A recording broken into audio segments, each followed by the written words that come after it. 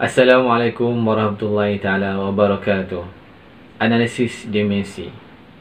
Analisis dimensi adalah teknik penilaian yang belum dikembangkan secara khusus untuk pengelolaan pantai atau pesisir.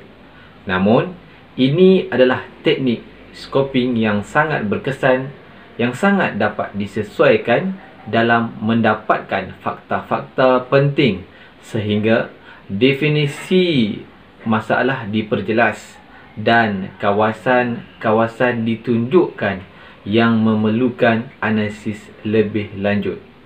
Dimensi ini adalah keprihatinan sosial dan psikologi, dan dalam mempertimbangkannya untuk pengurusan pantai, mereka hampir mengambil bentuk senarai semak berstruktur lanjutan yang mengawasi segala aliran maklumat.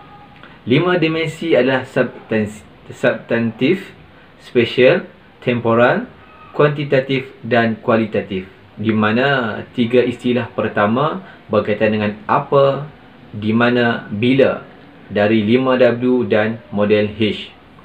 Setiap dimensi terdiri daripada beberapa aspek yang digunakan untuk mendekati masalah dari sudut dimensi masing-masing. Analisis dimensi adalah alat pengurusan definisi masalah yang dapat menentukan skala dan ruang lingkup masalah dan melalui pertimbangan tersebut untuk menyumbang kepada permusuhan strategi pengurusan yang efektif. Istilah ini dimulakan oleh Van Grundy 1988 kerana dia dipengaruhi oleh kertas Jensen 1978 dalam contoh kerja yang diberikan. Kemudian dalam bab ini, penerangan mengenai dimensi ini dan aspeknya dipertimbangkan secara ketat dari segi pengurusan pantai. Aspek pertama yang berkaitan dengan pantai yang dipertimbangkan adalah dimensi substantif, iaitu apa masalahnya, yang melibatkan persoalan mengenai kewujudan atau daya maju amalan pengurusan semasa dan apakah amalan ini harus diteruskan atau diubah. Misalnya, amalan kejuruteraan pantai seperti keluli yang terdapat pada kawasan berbahaya. Aspek kedua dari dimensi substantif mempertanyakan perlunya memberi pengguna pantai maklumat mengenai kawasan pantai, iaitu papan kenyataan dan seumpamanya. Aspek substantif ketiga mempertimbangkan tahap di mana langkah-langkah yang sesuai harus diambil untuk mengatasi pelbagai masalah di pantai. Aspek akhir berfungsi sebagai fungsi penyuntingan kerana ia mempertanyakan apakah semua masalah pantai telah ditangani ataupun tidak. Assalamualaikum dan salam sejahtera.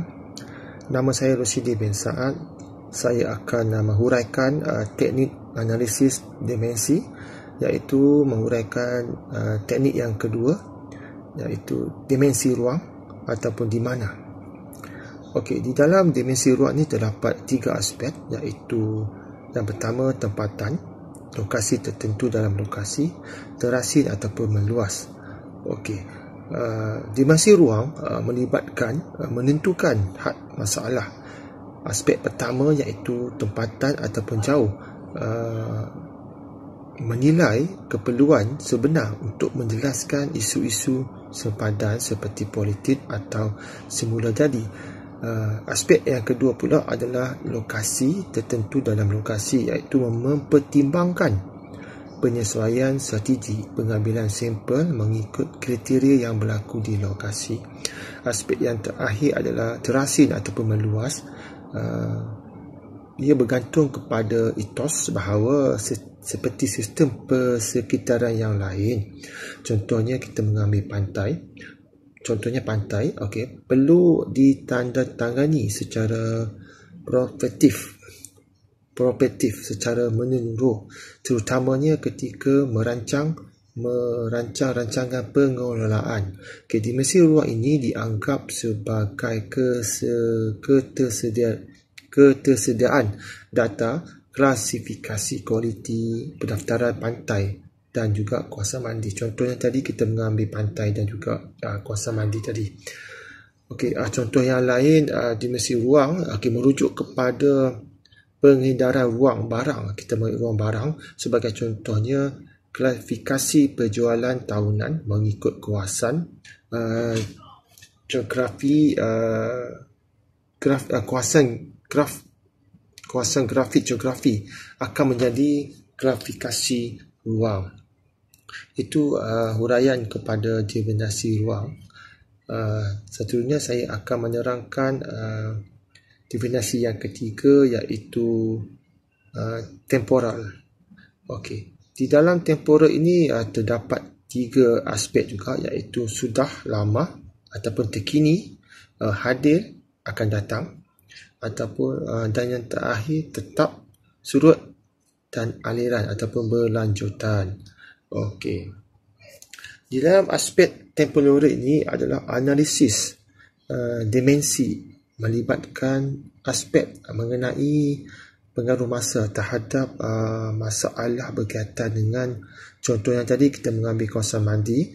Okey, kawasan mandi Aspek pertama yang pertimbangkan sama ada masalah yang timbul baru-baru ini. Misalnya kualiti air mandi. Kualiti air mandi jadi adalah aspek yang sudah lama ataupun terkini.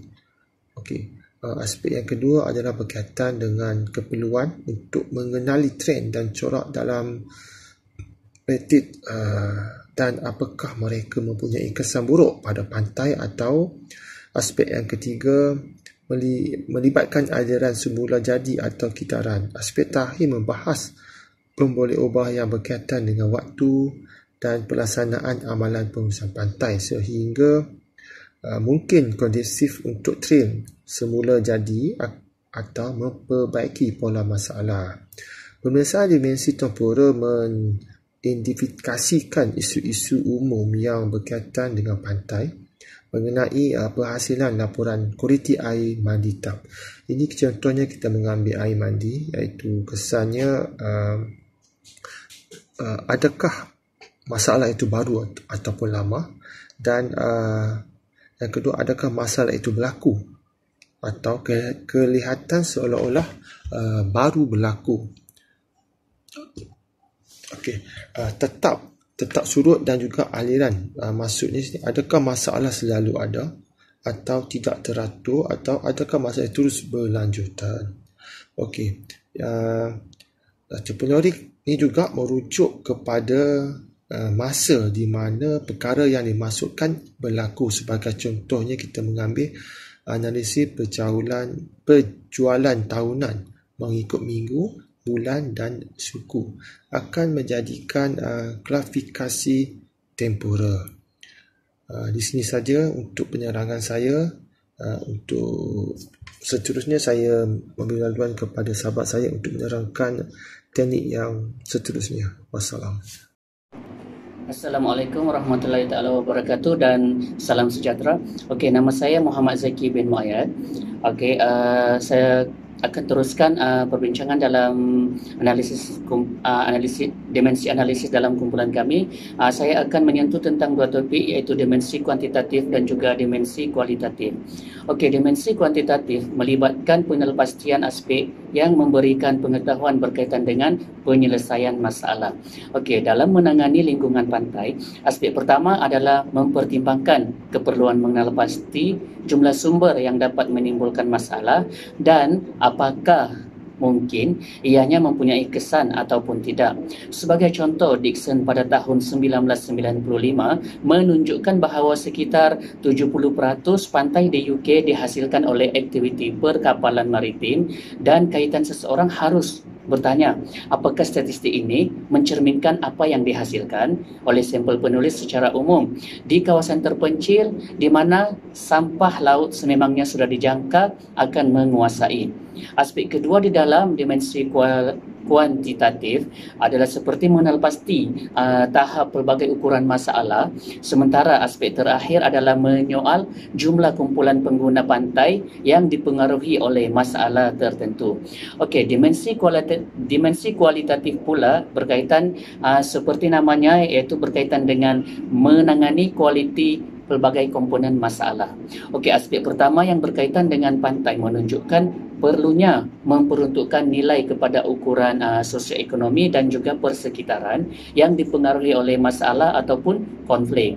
Aspek kedua ini adalah rentetan daripada aspek yang pertama dengan mengatasi keperluan untuk mewujudkan skala yang berkualiti untuk menyediakan pengurus pantai dengan alternatif pilihan yang lebih praktikal. Manakala aspek terakhir di dalam dimensi kualitatif adalah tentang apa yang dipertimbangkan ialah mempertikaikan penerimaan kriteria kualiti pantai dan juga air yang sedia ada. Begitulah penerangan tentang dimensi kualitatif dan juga dimensi kuantitatif yang terkandung di dalam analisis dimensi. Sekian.